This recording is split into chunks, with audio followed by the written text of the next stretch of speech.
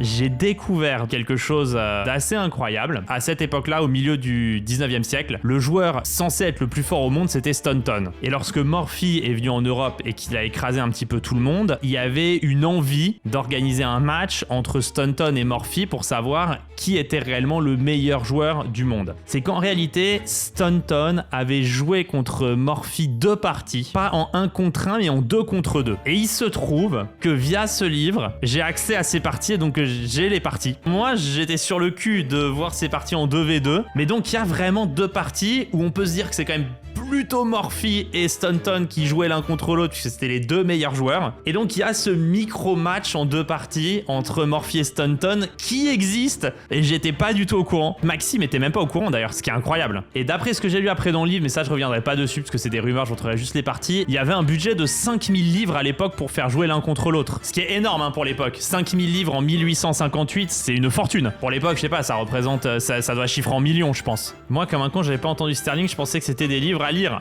Ouais, putain, ouais.